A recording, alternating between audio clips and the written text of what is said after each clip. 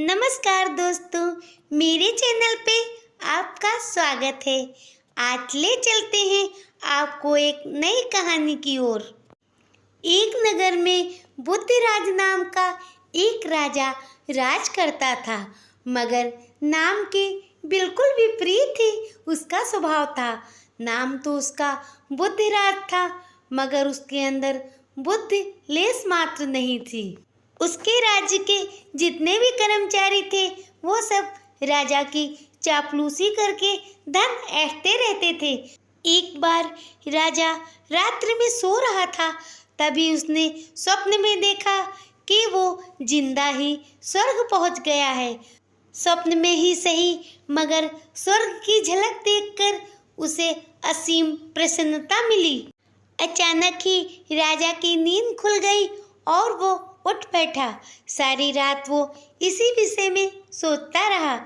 प्रातःकाल जब दरबार लगा तो राजा ने अपने स्वप्न वाली बात सभी को बताई। साथ ही राजा ने कहा, मृत्यु के बाद जब स्वर्ग इंसान पहुंचता है तो उसे पता नहीं आनंद की कैसी अनुभूति होती है। मैं जिंदा ही सशरीर स्वर्ग जाना चाहता हूँ। राजा का एक मंत्री अमरकांत था, जो बहुत ही बुद्धिमान था और अक्सर अपनी बुद्धिमत्ता से राजा की सारी समस्याएं हल कर देता था। इसीलिए राजा ने अमरकांत को अपने पास बुलाया और कहा, जैसा कि मैंने बताया है कि मैं शरीर सहित स्वर्ग जाना चाहता हूँ और तुम एक बुद्धिमान इंसान हो, इसलिए ये जिम्मेदारी मैं तुम पर सौंपता हूँ। तुम्हें मेरी ये इच्छा जल्द से जल्द पूरी करनी होगी। अगर तुम ऐसा नहीं कर सके तो मैं तुम्हें मृत्युदंड की सजा दूंगा। राजा की बात सुनकर मंत्री बहुत ही परेशान हुआ। उसके समझ में कुछ भी नहीं आया, मगर कुछ पल सोचते हुए उसने कहा, महाराज, स्वर्ग जैसी इच्छा पूर्ति के लिए मुझे कुछ दिन का समय चाहिए। मैं अपने गुरुदेव से बात करके आपको स्वर्ग जाने का उपाय बताता हूँ। ठीक है मंत्री जी, मैं तुम्हें 3 दिन का समय देता हूँ। राजा से विदा लेकर मंत्री अपने घर की ओर चल दिया। वास्तव में बात ये थी, अपने गुरु से बात करना तो एक बहाना था। असल में इस समस्या से छुटकारा पाने के लिए वो कुछ समय चाहता था। घर पहुंचकर भी वो इसी उलझन में उलझा रहा। अचानक उसे एक उपाय सूझा। फिर वो निश्चिंत हो गया। उसने पूरे 3 दिन घर में आराम किया और 3 दिन बाद दरबार में पहुंचा। राजा ने उसे देखकर पूछा, तो फिर तुम्हारे गुरु ने स्वर्ग जाने के लिए क्या उपाय बताया है? महाराज, मेरे गुरु ने कहा है ये काम मैं स्वयं नहीं कर सकता हूँ, परंतु उन्होंने कहा है कि यदि कोई भी ऐसा इंसान हो जो ना अपने घर के बाहर बैठा हो और ना ही घर के अंदर बैठा हो और उसका नाम गा अक्षर से शुरू होता हो, वही आदमी आपको स्वर्ग ले जा सकता है। इतना सुनते ही राजा ने अपने सैनिकों को बुलाया और उन्हें शीघ्र से शीघ्र ऐसा आदमी लाने के लिए आदेश दिया। राजा की आज्ञा सुनकर सारे सैनिक चारों दिशाओं की ओर चल दिए। उस राज्य में गंगू नाम का एक आदमी रहता था। वैसे वो बहुत ही बुद्धिमान था, मगर जितना ही वो बुद्धिमान था उतना ही आलसी था। वो पूरे दिन घर में पड़ा सोता रहता था। उसकी इस आदत से उसकी पत्नी बहुत ही परेशान रहती थी। एक दिन जब घर में खाने के लिए अन्न का दाना तक नहीं बचा तो उसकी पत्नी परेशान हो उठी और क्रोधित होते हुए उससे बोली, जाओ, बहुत सो लिए हो, अब कुछ काम धंधा करो जाके। घर में खाने के लिए एक दाना तक नहीं है। ऐसी अवस्था में मैं क्या बनाऊं और क्या खाऊं? गंगू ठहरा निरा आलसी। वो आलस के कारण कहीं नहीं जाना चाहता था, इसलिए उसकी पत्नी ने उसे जबरदस्ती धक्का देते हुए कहा, जाओ, अब जब कुछ कमा कर लाओगे तभी घर में कदम रखना। इस तरह धक्का देने के कारण गंगू दरवाजे की चौखट पे गिर पड़ा। तभी उधर से राजा के सैनिक गुजरे। उनकी नजर जब गंगू पर पड़ी तो वो प्रसन्न हो उठे, क्योंकि गंगू पूर्णतया ना घर के अंदर था और ना ही बाहर। सैनिकों ने जब उससे उसका नाम पूछा तो गंगू नाम सुनकर वो सैनिक बहुत ही प्रसन्न हुए। उन्होंने सोचा राजा की दी हुई सारी शर्तें इस मनुष्य पे लागू हो रहे हैं, इसीलिए जबरदस्ती उसे पकड़ के राजमहल में ले आए। पहले तो मंत्री को ये देखकर बड़ा ही अचरज हुआ कि जो बात उसने यूं ही कल्पनावश बोली थी वो सारी शर्तें पूरी हो गई हैं। मगर फिर उसने सोचा, पर कुछ भी हो, कम से कम उसे तो इस मुसीबत से छुटकारा मिल गया था। गंगू को जब राजा की अजीबोगरीब इच्छा के बारे में पता चला तो वो भी सोच में पड़ गया, परंतु वो एक बुद्धिमान व्यक्ति था, इसीलिए उसने कहा, हाँ हाँ महाराज, क्यों नहीं, मैं तो आपसे पहले भी कई लोगों को सशरीर स्वर्ग ले जा चुका हूँ, परंतु इसे पूरा करने के लिए मुझे कुछ समय और धन भी चाहिए। तब राजा ने कहा, तुम जितना चाहो उतना धन ले जा सकते हो, परंतु मेरी ये इच्छा जल्द से जल्द पूरी कर दो। उसके बाद राजा ने ये आदेश दिया कि ये युवक जितना भी धन चाहे इसे राजकोष से दे दिया जाए। उसके बाद गंगू ने राज्य से दूर जंगल की तरफ एक विशाल महल बनवाना शुरू कर दिया। इसके लिए वो दूसरे राज्य से प्रसिद्ध शिल्पकारों को बुलाकर लाया था। अपनी स्वर्ग की कल्पना शक्ति से उसने वो सारी चीजें उसी महल में तैयार करवाई थी। अन्य राज्यों से अच्छे अच्छे और विचित्र पेड़ पौधों को लगवाकर एक सुंदर उद्यान तैयार करवाया, जिसमें खूबसूरत जलाशय भी था। महल इतना खूबसूरत बना था कि उसकी सुंदरता देखकर गंगू प्रसन्न हो उठा। महल तैयार होने के बाद फिर वो राजमहल की ओर चल दिया। वहां पहुंचकर राजा से मिला और राजा से बोला, महाराज, अब आप जब चाहें तब सशरीर स्वर्ग चल सकते हैं, परंतु चूंकि वो स्वर्ग है और वहां जाना इतना आसान नहीं होता है, इसलिए आपको कुछ शर्तों का पालन करना पड़ेगा। राजा के पूछने पर उसने बताया, आपको अपनी आँखों पर पट्टी बांधकर ही स्वर्गद्वार तक जाना पड़ेगा। साथ ही स्वर्ग का रास्ता तो बहुत ही कठिन होता है, जीते जी पहुंचना असंभव सा होता है, परंतु मेरी साधना के कारण आप स्वर्ग चल तो सकते हैं, परंतु वो मार्ग बड़ा ही दुष्कर है, इसीलिए मार्ग में आपको कुछ कठिनाई भी महसूस हो सकती हैं। और तीसरी शर्त ये है कि जब तक आप वहां पहुंच ना जाएं, इस बात की चर्चा आप किसी से भी नहीं करेंगे, वरना उसका प्रभाव कम हो जाएगा। राजा स्वर्ग जाने के लिए अत्यंत अधीर था, इसलिए उसने सारी शर्तें सहर्ष स्वीकार कर ली। तब गंगू बोला, ठीक है महाराज, तो आज रात्रि के समय ही हम स्वर्ग को चलेंगे। महल से निकलकर गंगू ने एक रथ तैयार करवाया। रथ के मालिक को अधिक धन देकर सारी बात बताई और फिर महाराज की आंखों पर पट्टी बांधी। वो स्वयं तो रथ पे बैठा और महाराज को एक रस्सी से बांध दिया। उसके बाद रथ तेज गति से चलने लगा।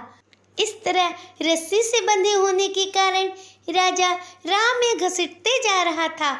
वो दर्द से कराह रहा था। रथ की गति बहुत ही तेज थी, इसीलिए उसे यूं लग रहा था जैसे वो हवा में चल रहा हो। साथ ही रास्ते में पड़े कंकड़ पत्थर से उसकी देह घायल हो रही थी और इसी दर्द के कारण उसे मूर्छा सी आने लगी थी। महल के अंदर पहुंच के गंगू ने राजा के आंखों से पट्टी खोल दी। एक तो महल की सुंदरता भी अनुपम थी, दूसरे राजा अर्धमूर्छित भी था, इसीलिए वो ज्यादा हकीकत समझ भी नहीं पाया। चुटहिल और थका हारा राजा जल्दी ही नींद की आगोश में जाने लगा था। तब गंगू ने कहा, महाराज, अब हम वापस चलते हैं। और उसके बाद अर्धमूर्छित राजा को रथ पर बिठाकर उसे राजमहल वापस ले आया। उसकी शर्त पूरी करने के उपलक्ष्य में राजा ने न सिर्फ गंगू को बहुत सारा धन दिया, वरन उसे अपना सलाहकार भी नियुक्त कर लिया। अब तो राजा गंगू से ही हर विषय में विचार विमर्श करता। ये सब देखकर पुराने मंत्री को ईर्ष्या होने लगी। वो हर समय यही सोचता कैसे इसे नीचा दिखाया जाए, क्योंकि कल का आया व्यक्ति उसके अधिकार को छीनकर राजा का प्रिय बनता जा रहा था।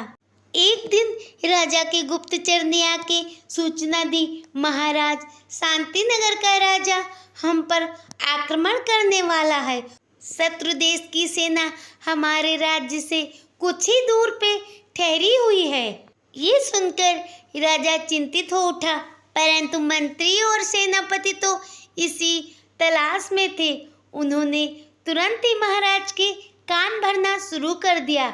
बोला, महाराज, अपने राज्य का जो सलाहकार गंगू है वो बहुत ही बुद्धिमान और बहादुर है। उसके पास तो चमत्कारी शक्ति भी है।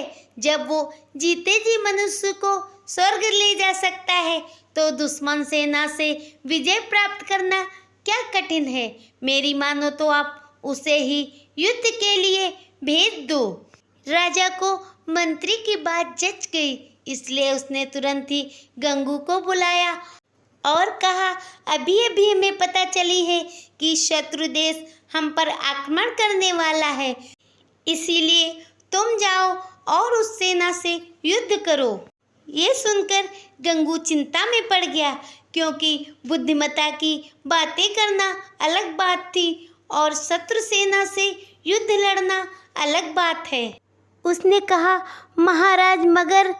तब राजा क्रोधित होते हुए बोले, मगर मैं कुछ नहीं सुनना चाहता हूँ। तुम्हें मेरी आज्ञा का पालन करना ही होगा, वरना मैं तुम्हें मृत्युदंड दे दूंगा। तब गंगू ने सोचा, जब मरना ही है तो क्यों ना बुद्धि का प्रयोग करके बचने का एक रास्ता ही ढूंढा जाए। कुछ ऐसा किया जाए जिससे जान भी बच जाए और दुश्मन सेना का सफाया भी हो जाए। यही सोचते सोचते वो घर की ओर चल दिया। घर में वो बैठा सोच ही रहा था, तभी उसकी नज़र घर में रखे पुराने दादाजी की जूतियों पर चली गई। अचानक उसके दिमाग में एक योजना आई।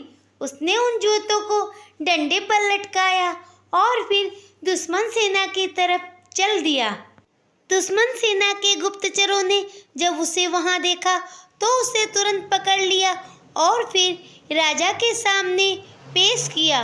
तब राजा ने उससे पूछा, कौन है तू और यहाँ सेना के आसपास क्या कर रहा है? तब गंगू बोला, मैं वो व्यक्ति हूँ जिसके होने से राज्य चलता है। आपका राज्य भी मेरे होने से ही चलेगा। इस पर राजा आश्चर्यचकित होते हुए बोले, अच्छा, तो तू मेरा राज्य चलाएगा? तुम्हारे अंदर ऐसा कौन सा हुनर है जिससे तुम राज्य चलाते हो? कमाल मेरा नहीं बल्कि मेरी इन विचित्र जूतियों से है, जिसके रहते किसी भी राज्य के खजाने में कोई कमी नहीं आती है, बल्कि दिन प्रतिदिन बढ़ता ही जाता है। अच्छा, तो क्या खासियत है तुम्हारी जूती में? जरा मुझे भी तो बताना। तब गंगू ने कहा, ये चमत्कारी जूतियां हैं। इन्हें अपने सर पे मारने पर इनसे स्वर्ण मुद्राएं निकलती हैं। तब राजा मधुसूदन बोले, ऐसे मैं कैसे विश्वास कर लूं? जब तक मैं इस बात का प्रमाण अपने आंखों से नहीं देखता हूँ, मैं किसी भी बात पे यकीन नहीं कर सकता हूँ। गंगू ने कहा, ठीक है महाराज, अभी मैं इस बात का प्रत्यक्ष प्रमाण देता हूँ। उसके बाद गंगू ने उन जूतियों को उतारा और अपने सर पे मारना शुरू कर दिया। राजा ये देखकर आश्चर्य में पड़ गया कि गंगू जैसे जैसे अपने सर पे जूतियां मार रहा था, वैसे वैसे उसमें से स्वर्ण मुद्राएं गिर रही थी। बस बस नौजवान, मैंने तुम्हारा ये चमत्कार देख लिया। मुझे तुम्हारी ये चमत्कारी जूतियाँ चाहिए। माफ़ करना महाराज, मेरी ये जूतियाँ आपके किसी काम नहीं आएंगी, क्योंकि इन्हें वरदान मिला हुआ है। इनका चमत्कार सिर्फ मेरे पास ही काम करता है। ओह, तो इसका मतलब तुम्हारे बिना ये जूतियाँ मेरी किसी काम की नहीं। हाँ महाराज, मगर एक उपाय है। यदि आप मुझे छोड़ने का वचन दो तो मैं अपनी जूतियों से आप और आपके सैनिकों की जूतियों को चमत्कारी बना सकता हूँ। क्या सच ये संभव है? जी महाराज, ऐसा संभव है। तो ठीक है, मैं तुम्हें वचन देता हूँ, मैं तुम्हें छोड़ दूंगा, साथ ही साथ तुम्हें बहुत सारा इनाम भी दूंगा। तो ठीक है महाराज, आप सारी जूतियों को एक जगह पे एकत्रित करवा दें। सारे सैनिक सोचने लगे, अगर सच में ऐसा हो जाए तो कितना अच्छा रहेगा। उनके पास कभी भी धन की कमी नहीं रहेगी। उसके बाद राजा ने सैनिकों को आदेश दिया। सारे सैनिकों ने अपनी जूतियाँ एक स्थान पे एकत्र कर दी। तब गोपी ने कहा, महाराज, अब आप भी अपनी जूतियाँ यहीं पे रख दीजिए। साथ ही आप सब लोग कुछ देर के लिए इस कक्ष से बाहर चले जाएं, क्योंकि ये चमत्कार तो एकांत में ही किया जा सकता है, तभी इसका असर होगा। राजा ने अपनी जूतियाँ निकाली और फिर सभी कक्ष से बाहर चले गए। इसके बाद गंगू ने योजना अनुसार कार्य करना शुरू कर दिया। उसने अपने वस्त्रों से छिपी हुई थैली निकाली और उसमें से स्वर्ण मुद्राएं निकालकर सभी जूतियों में 3-3 स्वर्ण मुद्राएं रख दी। काम समाप्त करने के बाद उसने महाराज से कहा, महाराज, अब सारी जूतियाँ चमत्कारी हो गई हैं, परंतु महाराज, आज चमत्कार का पहला दिन है, इसीलिए आज 3 बार से अधिक इसका प्रयोग नहीं कर सकते हैं। कल से आप जितनी बार चाहें उतनी बार स्वर्ण मुद्राएं ले सकते हैं। ठीक है युवक, मैं तुम्हारी बात समझ गया। अब जल्दी से मुझे चमत्कारी जूतियाँ दिखाओ। महाराज, मेरा इनाम? हाँ हाँ, क्यों नहीं। उसके बाद राजा ने हीरे जवाहरात निकालकर उसे इनाम में दिए।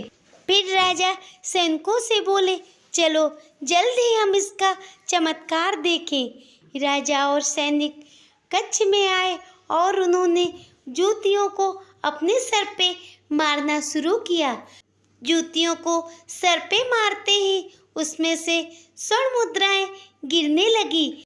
शत्रुसेना और राजा जब तक विचित्र जूतियों के चक्कर में पड़े, तब तक गंगू सर पे पाँव रखकर भाग खड़ा हुआ और मन ही मन सोचने लगा, वाह, उसने अपनी बुद्धिमत्ता का कितना अच्छा प्रयोग किया है।